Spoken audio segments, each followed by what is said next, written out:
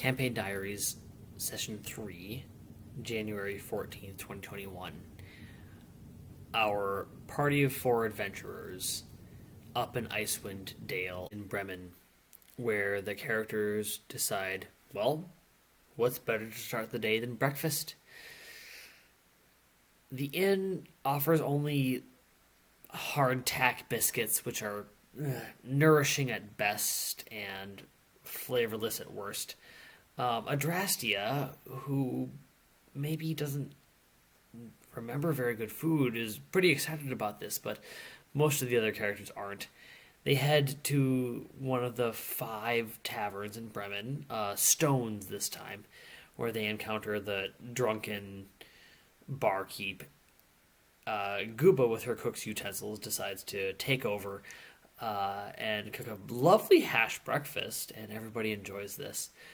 Even the barkeep seems to be feeling a little bit better. The barkeep, whose name is Rurik, the dwarven barkeep. After decide to head back up, following the Lantern of Elemental tracking up north along the banks of Marriage Waldon towards something, a cave that they think has some elementals in it because the lantern has told them so. They get close and something's a little bit off. Drax, the drow barbarian, enters into the cave, finds the corpse of a polar bear that is frozen, and there's a stab wound. And as he's looking a little bit further, the icicle stuck in the stab wound animates and becomes an ice mephit. And a great fight ensues. First 3, and then a total of 5 ice mephits come down, attack, as they have tried to lure these adventurers into a battle, because ice mephits are evil tricksters that just like wanton murder. They've already killed a polar bear. Why can't they kill some adventurers? The ice mephits end up all dying, which is good for the adventurers, and they succeed. They run back to town. Guba, the goblin artificer, goes and questions Dazan, the red wizard of Thay. Hey, why did you tell us to find chewingas when the only elementals in town are aggressive mephits? And Dazan says, well, I told you there were no elementals in this town, or any chewingas in this town. Oh, you went to the mephit cave? That was stupid of you. Maybe I didn't entrust the right people to find a chewinga for me. And Guba says, you're right, you were dumb. The adventurers decide to travel to the next town of Targos. Up in Targos, they interestingly find a corpse of either a wealthy or a successful hunter, human male, stuffed in an alley, and the murder weapon seems to have been an icicle through the chest. They don't look into the icicle. They instead take all of his warm weather clothing, which is very nice, fancy coat made of soft fur, nice boots, very well made. Will keep your feet nice and warm and dry up here, which is nice.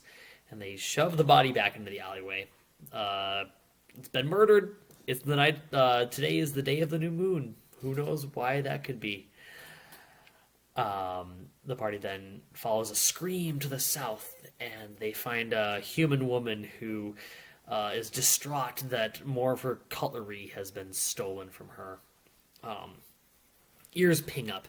They can sense something's off, and the adventurers eventually find some chewingas, these elementals who are infatuated with humanoid society, and they're playing house with, there's a plate, and there's a small chewinga with a knife, a butter knife, and another chewinga with a little fork. Drax, the barbarian, runs in and grapples one. Barbarians are good at grappling, so it grapples.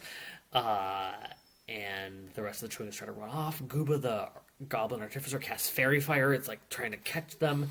Adrasteia, the human rogue, is realizes that these are friendly things, and so she tries to convince them to stay and talk.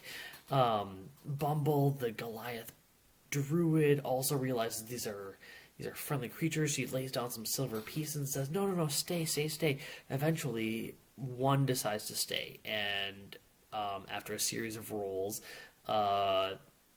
Bumble is the one who's chosen for the Chewinga to latch on to.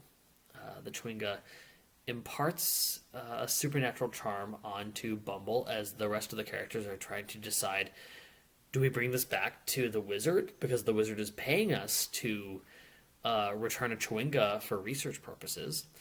Bumble, who is now bonded with the Chewinga has bonded with Bumble, is conflicted. The party deliberates a little further. They decide, okay, you know what? They hear that Targos on the new moon, which is tonight, sacrifices a humanoid to the Ice Maiden. They decide they want no part of that. They would rather be in a cold town that only sacrifices warmth and heat. Guba, the artificer, earns a piece of wood from the human for getting her cutlery back. And they decide to head back to Bremen tonight. Things we learned in this session.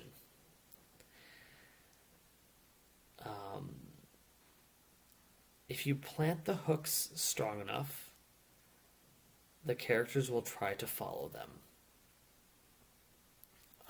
Make sure that your players understand their characters' motivations. In our case, Adrasteia is very money-driven. She doesn't have much memory, but she seems to be very money-driven in my estimation. She would very much like to turn in this Chewinga for the cash prize that Dazan, the Red Wizard, has offered. Bumble, the Druid, seems to just want to do the right thing. She's a wildfire druid. In some cases, it's best to just burn it all and start again from scratch, as she did with the mephits. She found that the ice mephits are very vulnerable to fire damage, which is a good thing to know in this campaign. Vladraxian, the drow barbarian, he kind of just wants to make friends, and he apologized for going off the rails, which is interesting. He raged once, and he apologized for that. So that's interesting. Guba's intentions and her motivations are very, very interesting. She seems to be searching for something.